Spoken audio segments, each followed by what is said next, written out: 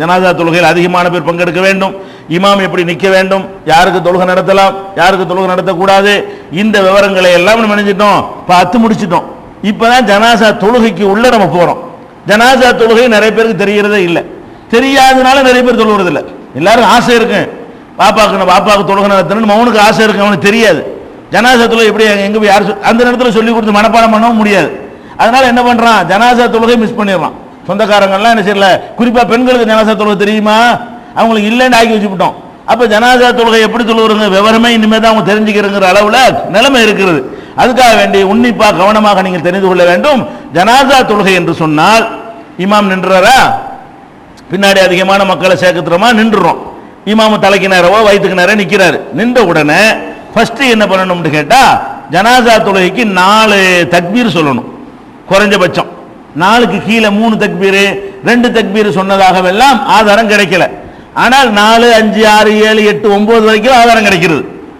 அதிகமா ரசூல் ஸல்லல்லாஹு அலைஹி வஸல்லம் சொன்னது 4 தக்பீர் தான்.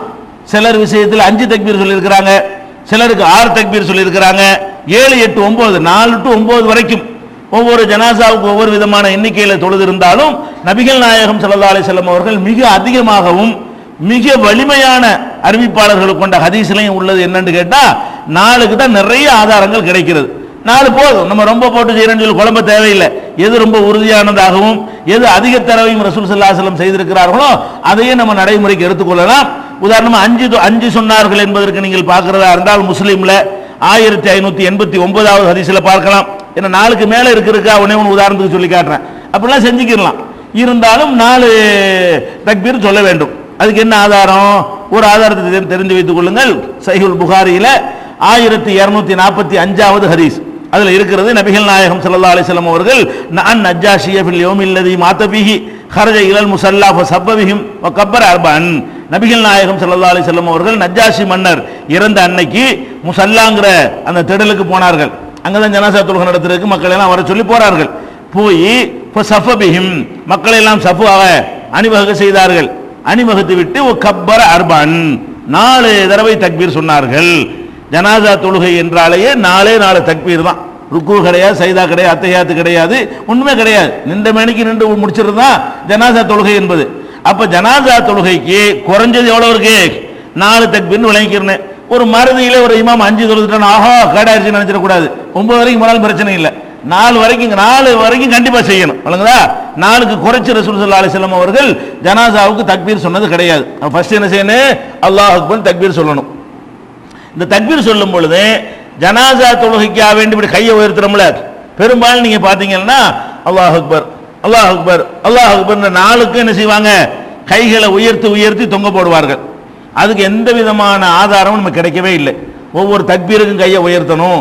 கையை உயர்த்துவதற்கு நீங்கள் மற்ற தொழுகைகளுக்கு வருது, என்ன வருது, 4 தடவை ரசூல் ஸல்லல்லாஹு அலைஹி வஸல்லம் கையை உயர்த்துவாங்க. ஃபர்ஸ்ட் தக்பீர் தஹ்ரீமாவுக்கு கையை உயர்த்துவார்கள், ருக்குவுக்காக வேண்டி ஒரு தடவை கையை உயர்த்துவார்கள், ருக்குல இருந்து எந்திரிச்ச உடனே ஒரு தடவை கையை உயர்த்துவார்கள், 2வது ரக்காத்து முடிச்சு 3க்கு எந்திரிப்பாங்களே அப்படி எந்திரிச்சு அப்போ ஒரு தடவை உசத்துவாங்க.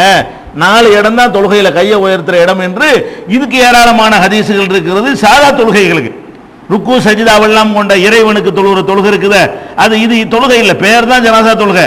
இது உண்மையில இறந்தவரை நம்ம தொழுகிறோம், அவருக்கு செய்யற துவா, இது துவா தான். ஜனாசா தொழுகை என்பது இறந்தவருக்கு செய்யற துவா தான். இதுல அந்த மாதிரி இருக்குதான்னு கேட்டா அப்படி கிடையாதுங்க. 4 தக்பீர் சொன்னார்கள் வருதே தவிர ஒவ்வொரு தடவையும் கையை ஒசத்துனாங்கன்னு வைங்க, அது அறிவிக்கப்படாம இருக்குமா, அறிவிக்கப்படாம இருக்காது. தக்பீருங்கிற வார்த்தைக்கு அல்லாஹ் அக்பர் என்று சொல்லுவது, தக்பீருங்கிற அரபி வார்த்தைக்கு கையை நம்ம என்ன செய்யறோம்னு கேட்டா, தக்பீருங்கிற வார்த்தையை தப்பான இடத்துல யூஸ் பண்ணதுனால நமக்கு தக்பீர்னால கையை தான் ஞாபகத்துக்கணும். தக்பீர் சொல்லுவதுங்கிறது போல தக்பீர் கட்டுறேன்பாங்க. தக்பீரையா கட்டுறீங்க நீங்க, தக்பீர் வாயினால சொல்றது, தக்பீர் சொல்லி கையை கட்டுறோம்னு சொல்லணும். இப்படி கட்டுறாங்கல்ல, இதுக்கு என்ன பேரு, தக்பீர் கட்டிட்டேன்பாங்க. தக்பீர் எப்படி கட்டுவீங்க, தக்பீருக்கு அர்த்தமே என்ன, அல்லாஹ் அக்பர் என்று வாயால் மொழிகிறதுக்கு பேர் தான் தக்பீர். அப்ப தக்பீர் சொல்லி கையை கட்டுவது என்று சொல்றதுக்கு பதிலா நம்ம எப்படி பழகி இருக்கிறோம், தக்பீர் கட்டுறது, தக்பீர் கட்டினேன் அப்படிம்பாங்க. தக்பீரை கட்டவனா முடியாது, தக்பீரை சொல்லத்தான் முடியும். அல்லாஹ் அக்பர்ங்கிற வார்த்தைக்கு பேர் தான் தக்பீர். இப்ப தஸ்பீஹ்னா என்ன, சுப்ஹானல்லாஹ், தஹ்மீதுனா என்ன, அல்ஹம்துலில்லாஹ், தஸ்லீம்னா என்ன, அஸ்ஸலாமு அலைக்கும், தஹ்லீல்னா என்ன, லா இலாஹா இல்லல்லாஹ், தக்பீர்னா அல்லாஹ் அக்பர். எந்த தொழுகையை ரசூல் ஸல்லல்லாஹு அலைஹி வஸல்லம் துவக்கினாலும் கைகளை உயர்த்துவார்கள்.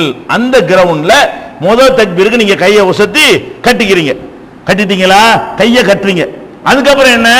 அல்லாஹ் அக்பர்னு சொல்லத்தான் வேணும். ரெண்டாவது தக்பீர் என்ன செய்யணும்? அல்லாஹ் அக்பர்னு சொல்லுங்க. மூணாவது தடவை ஒரு அல்லாஹ் அக்பர்னு சொல்லுங்க. நாலாவது தடவை அல்லாஹ் அக்பர்னு சொல்லுங்க. சொல்றதுக்கு பேர் தான் தக்பீரை தவிர இப்படி ஒசத்துறதுக்கு பேர் என்ன இல்ல, தக்பீர் கிடையாது. இது அனைவரும் ஏற்றுக்கொண்ட எந்த கருத்து வேறுபாடும் இல்லாமல் எல்லோரும் ஒப்புக்கொண்டிருக்கிற ஒரு விஷயம் கைகளை உயர்த்துவது என்பது. அதனால பொதுவாக கைகளை உயர்த்த வேண்டும் என்ற அடிப்படையில் முதல் தக்பீருக்கு மட்டும் என்ன செய்யணும்? கைகளை உயர்த்த வேண்டும். மற்றபடி ருக்கு சஜிதாவுக்கு தான் அடுத்த கையை உயர்த்தினாங்கன்னு வருது. ருக்குவுக்கும் ருக்குல இருந்து எந்திரிக்கிறதுக்கு அது இங்கே கிடையாது. அதனால ரெண்டாவது வசத்துல பேச்சு இந்த ஜனாசா தொழுகையில வராது. இது முடிஞ்சிருச்சா? சரி, கையை வசத்துட்டோம். ஜனாசா தொழுகைக்கு வந்து நெஞ்சில கையை கட்டினாங்கன்னு ஆதாரம் தரனா கிடைக்காது. தொழுகைக்கு கட்டின ஆதாரம் தான் இருக்கும். ஜனாசா தொழுகைக்கு கட்டினாங்களான்னு கேட்டாங்கன்னா அப்ப இன்னொன்னுக்கா லொஹருக்கு காட்டுன்னு கேட்க வேண்டியதான். அப்புறம் அசருக்கு கட்டினாங்களான்னு காட்டுன்னு கேட்க வேண்டியதான். மகரிபுக்கு ஒரு தொழுகையில கட்டினாங்கன்னு மொட்டையா வந்தா அதுக்குள்ள எல்லாம் சேர்ந்துக்கிறோம். தொழுகையில நெஞ்சில கையை கட்டினாங்கன்னு வந்து விடுமையானால் அது வித்திருக்கும் கட்டினாங்க, லொஹருக்கும் கட்டினாங்க, அசருக்கும் கட்டினாங்க, பரலுக்கும் கட்டினாங்க, சுன்னத்துக்கும் கட்டினாங்க. அது தொழுகையில் அனைத்துக்கும் என்றுதான் வந்துருமே தவிர ஜனாசா தொழுகைக்குன்னு தனி ஆதாரத்தை தேடினீர்களே ஆனால் அப்படி எந்த ஒரு ஆதாரமும் ஹதீஸ்கள்ல கிடையாது. அதனால ஆதாரம் எல்லாம் பொதுவாக உங்களுக்கு சொல்றோம். தொழுகைக்கு கையை உயர்த்துவது பொதுவாக இருக்கிறது. அந்த அடிப்படையில் கையை உயர்த்திக் கொள்ள வேண்டும். தொழுகைக்கு நெஞ்சில கையை கட்டுவது என்பது பொதுவாக இருக்கிறது. அதன் அடிப்படையில் ஜனாசா தொழுகையில் என்ன செய்யணும்? கைகளை உயர்த்தி நெஞ்சில் கட்டிக்கொள்ள வேண்டும். இதுக்கு ஆதாரம் தேவையில்லை. மற்ற தொழுகைக்கு உள்ள ஆதாரமே போதும். பொதுவாக தொழுகைக்குரிய ஆதாரங்கள் நீங்க தெரிஞ்சு வச்சுக்கிறீங்கல்ல, அதுவே இதற்கெல்லாம் போதுமானதா இருக்கிறது. அடுத்து என்ன செய்யணும்? தக்பீர் கட்டி விடுறோம். கட்டினவன என்ன செய்யணும்னு கேட்டா ஃபர்ஸ்ட் அல்லாஹ் அக்பர் தக்பீர். நானும் தக்பீர் கட்டுறேன்னு சொல்றேன் பார்த்தீங்களா? அப்படி பழகி போச்சு. தக்பீர் சொல்லி கையை கட்டிவிட வேண்டும். கையை கட்டின பிறகு என்ன செய்யணும்னு கேட்டா ஃபர்ஸ்ட் அல்ஹம்து சூரா ஓதணும். ஃபர்ஸ்ட் இப்னு அப்பாஸ் அவர்கள் ஒரு நாள் தொழுகை நடத்துறாங்க, ஜனாசா தொழுகை. ஜனாசா தொழுகை நடத்தும் பொழுது சத்தம் போட்டு அல்ஹம்து சூரா வேற ஓதுறாங்க. ஜனாசா தொழுகையில அல்ஹம்து சூராவை என்ன செய்யறாங்க? சத்தம் போட்டு எல்லாருக்கும் விளங்குற மாதிரி ஓதுறாங்க. ஃபர்ஸ்ட் தக்பீர்ல ஓதுன உடனே எல்லாரும் ஒரு மாதிரியா பாக்குறாங்க. என்ன சத்தம் போட்டு இவங்க கேட்டதே இல்லை இது வரைக்கும். இவர் சத்தம் போட்டு ஓதுறாரு என்ற உடனே தொழுது முடிச்ச உடனே சொன்னாங்க, நான் எதுக்கு சத்தம் போட்டேன் தெரியுமா? எல்லாம் ஊமையாட்ட உட்கார்ந்துகிட்டு இருக்கிறீங்க, ஓதணும்னு உங்களுக்கு தெரியவே இல்லை. எதுக்காக நான் சொன்னேன் என்றால் லியஅலமு அன்னஹா சுன்னத்துன், அது சுன்னத்து என்பதை அறிவதற்காகத்தான் நான் வந்து இவங்க விளங்கி கொள்ளணுங்கிறது தான் நான் செஞ்சேன். அல்ஹம்து சூரா சத்தம் போடணுங்கிறது கிடையாது. நான் சத்தம் போட்டது காரணம் என்னன்னு கேட்டா அல்லாஹ் அக்பர் தக்பீர் கட்டி சும்மா நிக்கிறீங்க. சும்மா நிக்க கூடாது. என்ன செய்யணும்? அல்ஹம்துலில்லாஹி ரப்பில் ஆலமீன் சூரத்துல் ஃபாத்திஹா நீங்க ஓதணும், அது நீங்க தெரிஞ்சுக்கணும் என்பதற்கு நான் சத்தம் போட்டேன் என்று இப்னு அப்பாஸ் சொல்றாங்க. இது புகாரியில 1335வது ஹதீஸ்ல இடம் பெற்றிருக்கிறது. அதே மாதிரி இதுல வந்து எப்படி வருதுன்னு கேட்டா சல்லைத்து ஹல்ஃப இப்னு அப்பாஸ், இப்னு அப்பாஸுக்கு பின்னாடி நான் ஜனாசா தொழுகை தொழுதேன். ஃபகரபி ஃபாத்திஹத்துல் கிதாப், அவங்க அல்ஹம்து சூரா ஓதினார்கள். கால அவர்கள் சொன்னார்கள் லியஅலமு அன்னஹா சுன்னத்துன், இது ஒரு நபி வழி என்பதை அவர்கள் அறிந்து கொள்வதற்கு தான் நான் அப்படி ஓதினேன் அப்படிங்கிற சத்தம் போட்டு ஓதிருக்கிறார். இல்லாட்டி மக்களுக்கு எப்படி தெரியும் ஓதுனது? சரி, இது ஒன்னாச்சா. ஹாக்கிம்ல என்ன வருதுன்னு கேட்டா சல்லா இப்னு அப்பாஸ் அலா ஜனாசத்தின், இதே ஹதீஸ் வேற கொஞ்சம் வார்த்தை மாற்றமாக வருகிறது. ஒரு ஜனாசாவிலே இப்னு அப்பாஸ் தொழுகை நடத்தினார்கள். ஃபஜஹர பி அல்ஹம்துலில்லாஹ், அல்ஹம்துலில்லாஹ்வை சத்தம் போட்டு ஓதினார்கள். சத்தம் போட்டு ஓதினார்கள்ங்கிற வாசகமும் சேர்ந்து வருகிறது. சும்மா கால பிறகு அவர்கள் சொன்னார்கள் இன்னமா ஜஹர்து, நான் எதற்கு சத்தம் போட்டு ஓதினேன் தெரியுமா? லி தஅலமு அன்னஹா சுன்னத்துன், அது சுன்னத்து என்று நீங்க தெரிஞ்சுக்கிறதுக்கு தான் வேணும்னு சத்தம் போட்டு ஓதுனேன். இது நபி வழிதான். சுன்னத் இப்னு அப்பாஸ் செஞ்சது நமக்கு மார்க்கம் இல்லை. அவர் செஞ்சு போட்டு என்ன சொல்றாரு? இது நபி வழின்னு ரிப்போர்ட் பண்றாரு, அதான் ஆதாரம். ஓ, நபிகள் நாயகம் சுன்னத்துங்கிற வார்த்தையை சஹாபி பயன்படுத்தினார்னா அது நபி அப்படி செய்ய பார்த்திருக்காருன்னு அர்த்தம். சுன்னத்துங்கிற வார்த்தையை நபிகள் நாயகம் செய்யும் போது பார்க்காவிட்டால் ஒரு சஹாபி பயன்படுத்த மாட்டாங்க. நம்ம காலத்தில் சுன்னத்துக்கு அர்த்தமே வேறையா போச்சு. சுன்னத்து ஜமாத்தும்பாங்க, சுன்னத்துக்கு மாத்தமாக செய்யறதெல்லாம் சுன்னத்து ஜமாத்தும்பாங்க. சுன்னத்து படி நடக்கிறது பேர் சுன்னத்து ஜமாத்து இல்ல, எல்லாமே சுன்னத்துக்கு மாத்தமா இருக்கும். ஒண்ணுபடி சுன்னத்துப்படி நடத்த மாட்டாங்க. எல்லாம் பிதஅத் ஜமாத்தா இருக்கிறவங்க என்ன செய்வாங்க? சுன்னத்துங்கிற வார்த்தை, அந்த சுன்னத்து கிடையாது. சஹாபாக்கள் காலத்துல தாபியின்கள் காலத்துல சுன்னத்து என்ற சொல் எதுக்கு தான் பயன்படுத்தப்படும்? அல்லாஹ்வுடைய ரசூல் செஞ்சு இருக்கணும், அதைத்தான் சுன்னத்துங்கிற வார்த்தையால் குறிப்பிடுவார்கள். அப்ப இப்னு அப்பாஸ் என்ன பண்றாங்க? நான் ஓதுன நானா ஓதல, ரசூல் வழி, நபி வழி. அது சுன்னத்துங்கிற வார்த்தைக்கு என்ன அர்த்தம்? நபி வழி. நபி வழி என்று நீங்கள் தெரிஞ்சுக்கிறதுக்கு தான் நான் செஞ்சேன். அப்ப நபி வழின்னு அவர் ரிப்போர்ட் பண்ண காரணத்தினால இது ஹதீஸ் ஆயிடுது, ரசூலுல்லாஹ் சம்பந்தப்பட்டுறாங்க, மார்க்கம் ஆயிடுது. அப்ப ஃபர்ஸ்ட் தக்பீர்ல என்ன ஓதணும்? சூரத்துல் ஃபாத்திஹா அல்ஹம்து சூரா ஓத வேண்டும். அல்லாஹ் அக்பர்னு தக்பீர் சொல்லி கையை கட்டிய பிறகு அந்த இரண்டாவது தக்பீருக்கு முதல் ஆனா இன்னொன்று கவனிக்கணும், ஜனாசா தொழுகன்னு தொழுகிறாங்களே, அல்லாஹ் காப்பாத்தனுங்க. ஒரு ஜனாசாவுக்கும் அந்த இவர்களால் நன்மையே கிடைக்காது. ஏன்? அல்லாஹ் அக்பர் அல்லாஹ் அக்பர் அல்லாஹ் அக்பர் அல்லாஹ் அக்பர் இந்த தக்பீரையே சொல்லிட்டு இருக்கிறது ஜனாசா தொழுகையா? 4 தக்பீருக்கு இடையில விஷயங்கள் இருக்கிறது. 4 தக்பீர் சொல்லணும்னா ஒரு தக்பீருக்கு மறு தக்பீருக்கு இடையில செய்ய வேண்டிய காரியங்கள்லாம் இருக்கிறது. இவங்க என்ன செய்யறாங்க? அல்லாஹ் அக்பர் அல்லாஹ் அக்பர் அல்லாஹ் அக்பர் அல்லாஹ் அக்பர் அஸ்ஸலாமு அலைக்கும்ங்கறாங்க. நீங்க பார்த்து எந்த ஒரு நன்மையாவது அல்லாஹ்வை புகழ்வதற்கு பெருமைப்படுத்துவதற்காக ஜனாசா தொழுகை அது தேவை. அதுதானே ஜனாசா தொழுகை. அல்லாஹ்வை பெருமைப்படுத்திட்டு நடுவுல அந்த ஜனாசாவுக்கு செய்ய வேண்டிய வேலையை செய்யணும், அவருக்கு கோரிக்கை வைக்கணும். பெரும்பாலும் 99 பள்ளிவாசல்கள் 99% இமாம்கள் ஜனாசா தொழுகை என்ற பெயர்ல இந்த மையத்துக்கு கிடைக்கக்கூடிய பாக்கியங்களை, பாவ மன்னிப்பை, துவாவை நாசமாக்கி கொண்டிருக்கிறார்கள். அப்ப எந்த அல்ஹம்து சூராவும் ஒரு சூரா ஓதுற அளவுக்கு ஒரு ஜனாசாவில் உங்களுக்கு இடம் கிடைச்சிருக்குமா? அப்ப என்ன மௌத்தான ஆட்களுடைய உயிரோட விளையாடுறாங்க பாருங்க. இறந்து இல்லாத பாத்தியா மட்டும் நிறைய ஓதுறாங்க. இது இருக்கிற துவா ஓத மாட்டேங்கிறாங்க. அங்க வாசல்ல வச்சுக்கிட்டு ஒண்ணு, கபர் வாசல்ல ஒண்ணு, பள்ளிவாசல் வாசல்ல ஒண்ணு அடக்குன்னு தொழுது முடிச்சோன்னு பெரிய துவா ஓதுவாங்க. தொழுகைக்குள்ள என்னப்பான்னு கேட்டா அல்லாஹ்வுடைய ரசூல் சொன்னதெல்லாம் விட்டுப்புட்டு தொழுகு முடிச்சுட்டு ஃபாத்திஹான்னுக்கிட்டு 1/2 மணி நேரம் துவா ஓதுவாரு. ஜனாசாவில் கபரை கொண்டு அடக்கிட்டு ஒரு துவா ஓதுவாரு. எதை ஓதுன்னு ஃபர்ஸ்ட் நீ தொழுகையை ஒழுங்கா, ஜனாசா தொழுகை என்பதற்கு எப்படி 10 நிமிஷமாவது ஆகுங்க. ஜனாசா தொழுகை ஒழுங்கா நம்ம அந்த மையத்துக்காக வேண்டி நம்ம ஓதுனோமையானால் அதை முறையா தொழுது முடிக்க என்ன செய்ய ஒரு 10 நிமிஷமாவது ஆகும். ஆனா 10 செகண்ட் கூட ஆகாது. நம்ம சமுதாயத்தில் ஜனாசா தொழுகை நடத்துற அந்த முறையை பார்த்தீர்களே, ஜனாசாவுக்கு கிடைக்க ஹக்க அந்த உரிமையை பறிக்கிறாங்க. இது நம்ம ஃபைட் பண்ணி என்ன செய்யணும், அது நிலைநாட்டணும். அதுதான் நம்ம அந்த சொந்தக்காரங்க கையில் எடுத்துருணும். இப்ப இவங்கள்ட்ட விடாம நீங்க ஒதுங்கிக்கணும், நாங்க பார்த்துக்கணும்னா நம்ம இஹ்லாஸோட அது ஒழுங்கான முறையில் நம்ம செஞ்சிருவோம். ஃபர்ஸ்ட் என்னன்னு கேட்டா அந்த அல்ஹம்து சூராவை ஓத வேண்டும். அடுத்து நசையில 1963வது ஹதீஸ்ல என்ன உங்களுக்கு ஒரு சந்தேகம் வரும், இப்னு அப்பாஸ் சத்தம் போட்டு தானே ஓதி இருக்கிறாரு, சத்தம் போட்டு ஓதுனா நம்மளும் சத்தம் போட்டு தானே ஓதணும், அஹ்ல ஹதீஸ் ஜமாத்தில் உள்ளவங்களும் சத்தம் போட்டு தான் ஓதிட்டு இருக்கிறாங்க, அதான் சட்டம் நினைத்து கொண்டு. ஆனால் நசையில வரக்கூடிய இதே செய்தியை அபூ உமாமா அவர்கள் அறிவிக்கிறார்கள், அஸ்ஸுன்னத்து பி ஸலாத்தி அலல் ஜனாஸா, ஜனாஸா தொழுகையில சுன்னத்தான முறை என்னவென்றால் ஐ யக்ரா பி தக்பீரத்தில் ஊலா பி உம்முல் குர்ஆன் முஹாவதத்தன், உம்முல் குர்ஆன் என்று சொல்லக்கூடிய அல்ஹம்து சூராவை, உம்முல் குர்ஆன் குர்ஆனுக்கு தாய், குர்ஆனுடைய தாய் என்று பொருள்படுகிற அல்ஹம்து சூராவை ரகசியமா ஓத வேண்டும், சுன்னத்து அப்படின்னு அபூ உமாமா அவர்கள் ரிப்போர்ட் பண்றாங்க. அதான் சுன்னத்து, அதான் நபி வழி என்று சொல்லக்கூடிய செய்தி நசையில 1963வது ஹதீஸ்ல இருக்கிறது. ஃபர்ஸ்ட் என்ன விளங்கிறேன்னு, 4 தக்பீர் சொல்ல வேண்டும். ஃபர்ஸ்ட் தக்பீர் சொன்ன பிறகு 2வது தக்பீருக்கு இடையில நம்ம என்ன செய்யணும், அல்ஹம்து சூரா ஃபர்ஸ்ட் ஓத வேண்டும். இது எல்லாருக்கும் நமக்கு தெரியும். அல்ஹம்து சூராவோட சேர்த்து இன்னொரு சூரா ஓதணும், அதே தக்பீர்லயே. 2வது தக்பீர்ல இல்ல, முதல் தக்பீர்லயே அல்ஹம்து சூரா ஓதுறது எப்படி சுன்னத்தோ, அதுக்கப்புறம் ஒரு குல் ஹுவல்லாஹ் சூராவோ இல்ல தெரிஞ்ச சூரா ஏதோ ஒன்னு என்ன செய்யணும், ஒவ்வொருத்தரும் ஓதிக்கொள்ள வேண்டும். அது எங்க ஆதாரம் இருக்குன்னு கேட்டா நசையில 1961வது ஹதீஸ்ல வருகிறது. ஃபகராபி ஃபாத்திஹத்துல் கிதாபி, இப்னு அப்பாஸ் தான் ஃபாத்திஹத்துல் கிதாபையும் ஓதினார்கள், அல்ஹம்து சூராவையும் ஓதினார்கள், வ சூரத்தின் ஒரு சூராவையும் ஓதினார்கள். அல்ஹம்து ஓதினார்கள் ஒரு அறிவிப்புல வருது.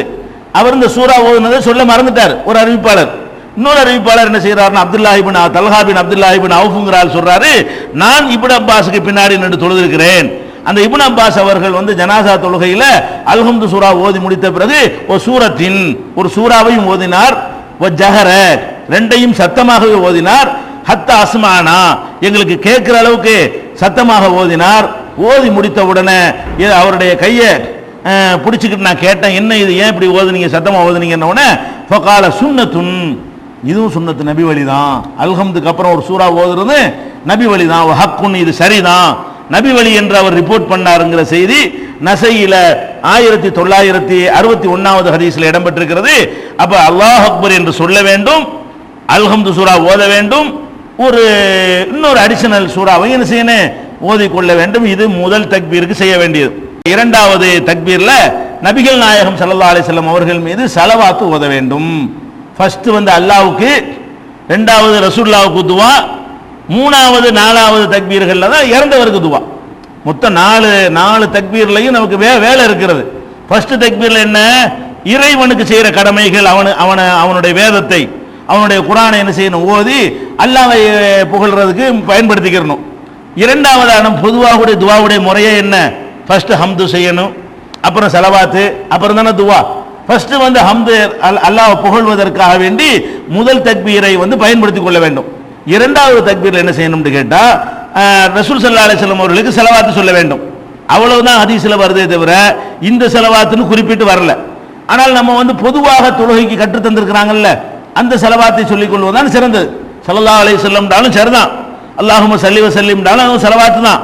ஆனாலும் நபிகள் நாயகம் ஸல்லல்லாஹு அலைஹி வஸல்லம் அவர்கள் தொழுகையில் ஓதுவதற்கு ஒரு ஸலவாத்து கற்று தந்திருக்கிறாங்க. நம்ம அத்தஹியாத்துல ஓதுறோம், அத்தஹியாத்துல ஓதுற அதை இப்ப கியாமுல ஓதணும். அத்தஹியாத்துல ஓதுறோம்ல, நின்றுகிட்டு ஸலவாத்து ஓதக்கூடாது. மற்ற தொழுகையில, ஜனாஸா தொழுகையில நின்ற நிலையில் என்ன செய்யணும்? அத்தஹியாத்து இல்லாத காரணத்தினால அல்லாஹும்ம ஸல்லி அலா முஹம்மதின் வ அலா ஆலி முஹம்மதின் கமா ஸல்லைத அலா இப்ராஹீம வ அலா ஆலி இப்ராஹீம இன்னக ஹமீதுன் மஜீத், அல்லாஹும்ம பாரிக்னு சேர்ந்து தான் ஸலவாத்து. அல்லாஹும்ம பாரிக் அலா முஹம்மதின் வ அலா ஆலி முஹம்மதின் கமா பாரக்த அலா இப்ராஹீம வ அலா ஆலி இப்ராஹீம இன்னக ஹமீதுன் மஜீத். இதை ஓதணும். இது அதிகபட்சம், இது பெருசா இருக்கனால இவ்வளவு டைம் அவர் கொடுக்கணும். தெரியாதவங்க சின்ன ஸலவாத்து ஓதிட்டு போறாங்க, தெரிஞ்சவங்க ஓதுவாங்கல்ல. அதனால இமாம் என்ன பண்ணணும்? ஒரு முதல் தக்பீர்ல அல்ஹம்து சூராவும் இன்னொரு சூறாவும் ஓதுற அளவுக்கு ஒரு டைம் கொடுக்கணும். அவரும் ஓதணும், மக்களுக்கு அந்த டயத்தை கொடுக்கணும். ரெண்டாவது ஒரு அல்லாஹ் அக்பர் என்று சொல்ல வேண்டும். சொல்லிய பிறகு அல்லாஹும்ம ஸல்லி அலா முஹம்மதின்ல இருந்து அல்லாஹும்ம பாரிக் அலா முஹம்மதின் வரைக்கும் இந்த ரெண்டையும் ஓதுவதற்கு எவ்வளவு நேரம் இருக்கிறதோ அந்த நேரத்தை அவர் கொடுக்க வேண்டும். இமாமும் இந்த ஸலவாத் என்ன செய்யணும்? தொழுகைக்கு உள்ள இந்த ஸலவாத்தா இருக்கிறதுனால இது ரெண்டு மூணு வகையான இந்த ஸலவாத் வருது. அத்தஹியாத்துல ஒரு ஸலவாத்துகள், ரெண்டு மூணு வகையான ஸலவாத்துகள் வருது. ஏதாவது ஒண்ணு ஓதிக்கொள்ள வேண்டிய சின்ன சின்ன வார்த்தை மாற்றங்களோட வரும், அதை ஓதிக்கொள்ள வேண்டியது. அதுக்கு என்ன செய்யணும்? மூணாவது நாலாவது தக்பீர்ல எதுவும் ஓதவே கூடாது, வெறும் துவா தான். மூணாவது நாலாவது தக்பீர்ல என்ன செய்யணும்? குர்ஆனோட ஆயத்துகளையோ வேற எதையும் ஓதக்கூடாது. மையத்துக்கு வேண்டிய துவாவை என்ன செய்யணும்? செய்ய வேண்டும். எப்படி வருது? இது சுனனுல் பைஹக்கியுடைய நூல்ல வால்யூம் 4 39ஆம் பக்கத்திலையும், இப்னு ஹிப்பான்ல 7வது வால்யூம்ல 346வது பக்கத்திலையும் இருக்கிறது. அன்ன சுன்னத ஃபி ஸலாத்தி அலல் ஜனாஸதி, ஜனாஸா தொழுகையில சுன்னத்தான முறை என்னவென்று சொன்னால், ஐயு கபீரல் இமாம் ஃபர்ஸ்ட் தக்பீர் சொல்ல வேண்டும். சும்மா யக்ரா பி ஃபாத்திஹத்தில் கிதாப் பாத தக்பீரத்தில் ஊலா சிர்ரன் ஃபீ நஃப்ஸிஹி, மனசுக்குள்ள முதல் தக்பீருக்கு பிறகு அல்ஹம்து சூராவை ஓத வேண்டும். சும்மா யுஸல்லி அலன் நபி ஸல்லல்லாஹு அலைஹி வஸல்லம், பிறகு நபிகள் நாயகம் ஸல்லல்லாஹு அலைஹி வஸல்லம் அவர்கள் மீது ஸலவாத் சொல்ல வேண்டும். வ யுஹ்லிசு துஆ லில் ஜனாஸத்தி ஃபி தக்பீராத்தி, மற்ற தக்பீர்கள்ல என்ன மற்ற 2 3 4 7 9 வரைக்கும் இருக்குல்ல, அடுத்து வரக்கூடிய தக்பீர்கள்ல ஜனாசாவுக்காக வேண்டி, இறந்தவருக்காக வேண்டி உள தூய்மையோடு துவா செய்ய வேண்டும். மூணாவது தக்பீர்லையும் உள தூய்மையோடு துவா செய்ய வேண்டும், நாலாவது தக்பீர்லையும் உள தூய்மையோடு துவா செய்ய வேண்டும். இந்த உள தூய்மையோடு துவா என்கிற வார்த்தை, யுஹ்லிசு துஆங்கிற வார்த்தை ஒரு செய்தியை உங்களுக்கு சொல்கிறது. அந்த துவா எப்படி வரணும்? உள்ளத்திலிருந்து வர வேண்டும். எவ்வளவுக்கு முடியுமோ அவ்வளவுக்கு நீங்கள் என்ன செய்யணும்? துவா செய்ய வேண்டும் என்று அதில் வருகிறது. இந்த மாதிரி வர்ற இடத்தையெல்லாம் நீங்கள் எப்படி புரிந்து கொள்ள வேண்டும் என்று சொன்னால், நமக்கு தெரிஞ்ச ரசூலுல்லாஹ் கற்றுத்தந்த துவாக்கள் சிலது இருக்கிறது. அதையும் சொல்லி முடிச்ச பிறகு இறந்தவர் நம்முடைய சொந்தக்காரராவோ நம்முடைய அப்பா நம்முடைய அம்மாவா இருந்து நம்ம தொழுகை நடத்தணும்னு சொன்னா, நம்மளுக்கு தெரிஞ்ச பாஷையில தொழுகையில நின்று கொண்டு எப்படி அத்தஹியாத்துல நம்ம தாய்மொழியில துவா ஓதலாமோ, சஜிதாவில் தாய்மொழியில் எப்படி துவா ஓதிக் கொள்ளலாமோ, அதுக்கு ரசூல் ஸல்லல்லாஹு அலைஹி வஸல்லம் அனுமதிக்கிறாங்கல்ல. இப்போ தொழுகையிலேயே நம்ம அத்தஹியாத்துல ஓத வேண்டிய துவாவெல்லாம் ஓதிட்டு அந்த துவாவை முடிஞ்ச பிறகு நம்ம தமிழ்ல துவா செஞ்சுக்கலாம். தமிழ்நாட்டுக்காரன் தமிழ்ல துவா செஞ்சுக்கலாம், உருது பேசுறோம் உருதுல துவா செஞ்சுக்கலாம், அவரவர் தாய்மொழியில செஞ்சுக்கலாம். ஏன்? நபிகள் நாயகம் ஸல்லல்லாஹு அலைஹி வஸல்லம் சொன்னார்கள், சும்மல் யதஹய்யர் மினல் மஸ்அலத்தி மா யஷா, அத்தஹியாத்துல அமர்ந்த பிறகு அவன் எதை விரும்பினான் அதையெல்லாம் கேட்கட்டும் அப்படின்னு சொல்றாங்க. இப்போ அத்தஹியாத்து ஓதி முடிச்ச பிறகு அல்லாஹும்ம இன்னி அஊது பிக்க என்ற துவாவையோ, அல்லாஹும்ம இன்னி லலம்து நஃப்ஸிங்கிற துவாவையோ, எதையாவது ஒரு துவாவை ஓதி முடிச்சுட்டு என்ன செய்யணும்? மேற்கொண்டு டைம் இருந்தால் அல்லது தனியா நம்ம தொழுதா நம்ம என்னென்ன விவரம் அதையில அத்தஹியாத்துல இருந்துகிட்டே கேட்கலாம், தமிழ்ல கேட்கலாம். தமிழ்ல தான் கேட்க ஏனும், நம்ம உள்ளத்துல இருந்து கேட்கறாங்க. தமிழ் பேசுறவங்க தமிழான கேட்க இயலு, அரபு நாட்டுக்கார அரபுல கேட்டு போயிடுவான். நம்ம விரும்பினது எல்லாம் கேளுன்னா விரும்பினதை நம்ம எப்படி கேட்போம்? விரும்பினதை கேளுங்கிற அந்த வார்த்தையில நமக்கு என்ன விளங்குது? விரும்பிய மொழியில கேளுங்கிறது அதுக்குள்ள அடங்கி இருக்குது. அப்பதான் விரும்பி இதெல்லாம் கேட்க இயலும். அதே மாதிரி தான் ரசூல் ஸல்லல்லாஹு அலைஹி வஸல்லம் சொல்றாங்க ஜனாஸா தொழுகையில ஓ யுஹ்லிசு துஆ அலில் ஜனாஸா, ஜனாஸாவுக்காக துஆவை இஹ்லாஸோட களப்பற்ற எண்ணத்தோட உள தூய்மையோடு நீங்கள் செய்ய வேண்டும் அடுத்தடுத்த தக்பீர்லங்கிறாங்க. அதனால நம்முடைய மொழியில் கூட என்ன செய்யலாம், ஜனாஸாவுக்காக வேண்டி தமிழ்ல கூட நீங்க செஞ்சுக்கிடலாம். ஆனால் ரசூலுல்லாஹ் கற்றுத்தந்த துஆக்கள் சிலது இருக்குல்ல, அதையும் ஓதிட்டு செய்யுங்க. அந்த சுன்னத்தை நம்ம விட்டுறக்கூடாது. இந்த துஆ ஓதி இருக்கிறாங்கன்னு நமக்கு அறிவிக்கப்பட்டிருக்கிறது, அதை சொல்லிவிட்டு செய்யணும். அது என்னென்ன துஆ? இன்னும் சொல்ல போனால் இது எங்க இருக்குன்னா பைஹக்கில சொல்லிட்டேன்னா, அடுத்து இப்னு ஹிப்பான்ல ஒரு செய்தி வருகிறது, இதா ஸல்லைத்தும் அலல் ஜனாஸதி, ஜனாஸாவுக்கு நீங்கள் தொழுகை நடத்தினால் ஃபஅஹ்லிஸூ லஹ துஆ, அந்த ஜனாஸாவுக்கான துஆவை உளப்பூர்வமாக நீங்கள் செய்யுங்கள், உள்ளத்திலிருந்து செய்யுங்கள். அப்படி அதுக்கு தான் ரசூல் ஸல்லல்லாஹு அலைஹி வஸல்லம் அவர்கள் ரொம்ப முக்கியத்துவம் கொடுக்கிறார்கள் என்பதை பார்க்கிறோம். அப்ப என்னென்ன துஆவெல்லாம் ஹதீஸ்ல வந்திருக்குது? அதாவது ஃபர்ஸ்ட் அல்ஹம்து சூரா பிளஸ் இன்னொரு சூரா, மறுபடியும் ஒரு அல்லாஹ் அக்பர், அதுக்கப்புறம் அல்லாஹும்ம ஸல்லி அலா முஹம்மதின் ஸலவாத், அதுக்கப்புறம் ஒரு அல்லாஹ் அக்பர், இப்ப துஆ, இன்னொரு அல்லாஹ் அக்பர், இப்ப துஆ. அதுல ரசூல் ஸல்லல்லாஹு அலைஹி வஸல்லம் கற்றுத்தந்த துஆக்களை எல்லாம் ஒரு தக்பீர்ல சொல்லிக்கலாம். அடுத்த தக்பீர்ல நம்ம இஷ்டத்துக்கு செய்யற துஆக்களை நாலாவது தக்பீர்ல நின்று நம்ம தாய்மொழியில கூட செஞ்சு கொள்ளலாம். அல்ல இந்த துஆக்கள்ல 4 துஆ ஆதாரப்பூர்வமான துஆ கிடைக்கிறது. அதுல 2 துஆவை மூணாவது தக்பீருக்கு அப்புறமும் இன்னும் 2 துஆவை நாலாவது தக்பீருக்கு அப்புறமே என்ன செய்யலாம், செய்து கொள்ளலாம். அதுக்கு கணக்கு சொல்லப்படலை. துஆ இஹ்லாஸா செய்யுங்க, அவ்வளவுதான். அடுத்தடுத்த தக்பீர்கள்ல இஹ்லாஸான முறையில் நீங்கள் அவருக்கு துஆ செய்யுங்கள்னு வந்திருக்கிறது. அந்த துஆ என்ன? அவுஃப் இப்னு மாலிக் அவர்கள் சொல்றாங்க, நபிகள் நாயகம் ஸல்லல்லாஹு அலைஹி வஸல்லம் அவர்கள் ஒரு ஜனாஸாவுக்கு தொழுகை நடத்தினார்கள். நடத்தின உடனே அவங்க ஓதுன துஆவை நான் என்ன செஞ்சேன், மனப்பாடம் பண்ணிக்கிட்டேன். மனப்பாடம் பண்ணிட்டு அவர் சொல்றாரு, அந்த துஆவை கேட்டா அந்த மையத்தா நான் இருக்கலாம்னு ஆசைப்பட்டேன். அவ்வளவு அழகான துஆ. அவர் சொல்றாரு, அந்த மையத்துக்கு எப்படிப்பட்ட துஆ, ரசூலுல்லாஹ் கேட்ட அந்த துஆவை பார்த்த உடனே இந்த மையத்தை நம்ம இருந்திருக்க கூடாதா, நமக்கு ரசூலுல்லாஹ் இந்த துஆ கேட்டிருப்பாங்களே அப்படின்னு ஆசைப்படுற அளவுக்கு அந்த துஆ இருந்துச்சு. அதை நான் கேட்டு மனனம் செய்து வைத்துக் கொண்டேன் அப்படின்னு அவர் அறிவிக்கிறார். அந்த துஆ என்ன? இது சஹீஹ் முஸ்லிம்ல 1600வது ஹதீஸாக பதிவு செய்யப்பட்டிருக்கிறது. அந்த துஆ என்னன்னு கேட்டா, அல்லாஹு மக்ஃபிர் லஹு வர்ஹம்ஹு வஆஃபிஹி வஅஃபு அன்ஹு வஅக்ரிம் நுஸுலஹு வவஸ்ஸி' முத்கலஹு வக்ஸில்ஹு பில் மாயி வஸ்ஸல்ஜி வல் பரதி வனக்கிஹி மினல் ஹதாயா கமா நக்கைத ஸௌபல் அபியல மினத் தனசி வஅப்தில்ஹு தாரன் கைரம் மின் தாரிஹி வஅஹ்லன் கைரம் மின் அஹ்லிஹி வஸௌஜன் கைரம் மின் ஸௌஜிஹி வஅத்ஹில்ஹுல் ஜன்னா வஅஈதுஹு மின் அஸாபில் கப்ரி.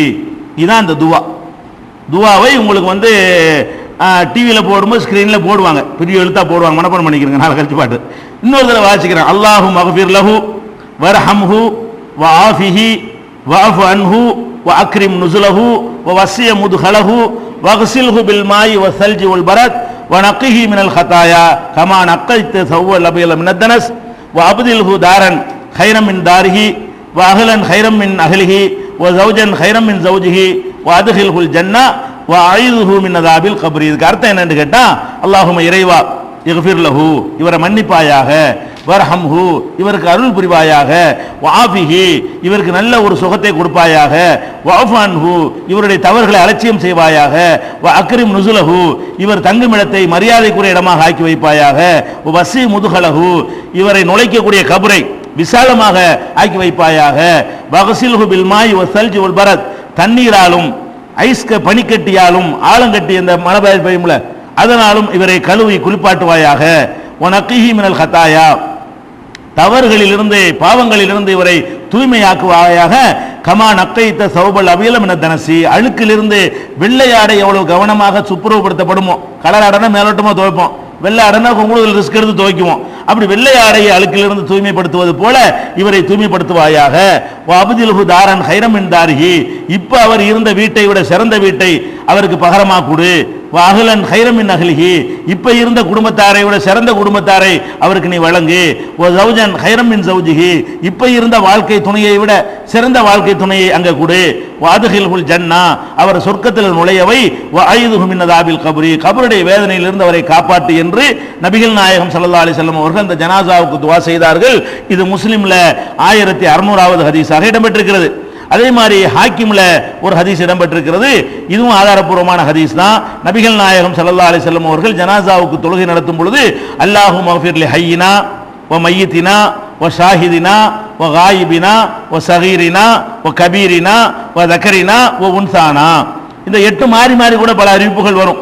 இந்த தர்த்தீபுல வித்தியாசமான அறிவிப்புகள் வருது. இந்த 8 விஷயம் அதுல வருது. அப்புறம் அல்லாஹும்ம மன் அஹ்யைதஹு மின்னா ஃபஅஹ்யிஹி அலல் இஸ்லாம் வ மன் தவஃபைதஹு மின்னா ஃபதவஃபஹு அலல் ஈமான். இதுக்கு என்ன அர்த்தம்? அல்லாஹும்ம இறைவா இக்ஃபிர் லி ஹய்யினா, எங்களில் உயிரோடு இருப்பவர்களுக்கு மன்னிப்பாயாக, ஓ மையித்தினா, எங்களில் இறந்தவர்களுக்கு மன்னிப்பாயாக, ஓ ஷாஹிதினா, இங்கே வந்திருக்கிறவங்களுக்கு மன்னிப்பாயாக, ஓ காயிபினா, இங்கே வராமல் இருக்கிறவங்களுக்கு மன்னிப்பாயாக, ஓ சகீரினா, சிறுவர்களுக்கு எங்களில் சிறுவர்களுக்கு மன்னிப்பாயாக, ஓ கபீரினா, பெரியவர்களுக்கு மன்னிப்பாயாக, ஓ தக்கரினா, எங்களில் ஆண்களை மன்னிப்பாயாக, ஓ உன்சானா, எங்களில் பெண்களை மன்னிப்பாயாக. அல்லாஹும்ம மன் அஹ்யைதஹு மின்னா, எங்களில் யாரை இறைவா நீ வாழ வைக்கிறாயோ அவர்களை ஃபஅஹ்யிஹி அலல் இஸ்லாம், இஸ்லாமிய அடிப்படையில் வாழவை. வமன் தவஃபைதஹு, யாரை நீ மரணிக்க செய்து விடுகிறாயோ ஃபதவஃபஹு அலல் ஈமான், ஈமானோடு எங்களை மரணிக்கவை என்று நபி ஸல்லல்லாஹு அலைஹி வஸல்லம் அவர்கள் கேட்பார்கள். இது ஒரு துவா. இந்த துவாவை நீங்கள் மனப்பாடம் செய்து கொள்ளலாம். இது நாலு தக்பீர்ல, 3வது தக்பீர்லையோ 4வது தக்பீர்ல இது ஒன்னோடு ஓதிக்கொள்ளலாம். இது ஹாக்கிம்ல உள்ளது. அடுத்து அபூதாவுதுல 2787வது ஹதீஸில் இருக்கிறது, நபிகள் நாயகம் ஸல்லல்லாஹு அலைஹி வஸல்லம் அவர்கள் ஒரு ஜனாசாவுக்கு தொழு வைத்தார்கள். அப்ப அவர்கள் சொன்னார்கள், அல்லாஹும்ம இறைவா இன்ன ஃபுலான் அப்ன ஃபுலான், இன்னாருடைய மகன் இன்னார், பேரை சொல்லிக்கிறாங்களாம். இன்னாருடைய மகன் இன்னார்னு வருது, அந்த இறந்து போனவருடைய பேரை சொல்லிக்கிறாங்க. இன்னாருடைய மகன் இன்னார் மின் ரிம்மத்திக்க, உன் பொறுப்பில் இப்போது இருக்கிறார். இறந்தனும் உன் கண்ட்ரோல், இப்ப அவர் சொந்த அதிகாரம் ஒண்ணுமே கிடையாது. ஹப்லி ஜிவாரிக்க, உன்னுடைய அடைக்கலத்தில் அவர் இருந்து கொண்டிருக்கிறார். ஃபகிஹி மின் ஃபித்னத்தில் கபரி, கபருடைய சோதனையிலிருந்தும், அதாபின் நாரி, நரகத்தின் வேதனையிலிருந்தும் இவரை காப்பாற்றுவாயாக. அந்த அஹ்லுல் வஃபாயி வல் ஹம்தி, வாக்குறுதியை நிறைவேற்றக்கூடியவன் நீ, புகழுக்குரியவன் நீ. அல்லாஹும்ம இறைவா ஃபக்ஃபிர் லஹு, அவரை மன்னிப்பாயாக, வர்ஹம்ஹு, அவருக்கு அருள் புரிவாயாக, இன்னக அன்தல் கஃபூருர் ரஹீம், நீ மன்னித்து அருள் புரியவனாக இருக்கிறாய் என்று ஓதுவார்கள். இது 3வது துவா. 4வதாக நபி ஸல்லல்லாஹு அலைஹி வஸல்லம் அவர்கள் ஓதிய ஒரு துவா, இது 4 தான் ஆதாரம் கிடைக்கிறது, மற்றெல்லாம் பலவீனமான ஹதீஸ்களா இருக்கிறது. ஆதாரபூர்வமான துவாக்கள் 4 தான் கிடைக்கிறது. 4வதாக ரசூல் ஸல்லல்லாஹு அலைஹி வஸல்லம் ஓதிய துவா ஹாக்கிம்ல 1வது வால்யூம்ல 515வது ஹதீஸ் பக்கத்தில் பதிவு செய்யப்பட்டிருக்கிறது.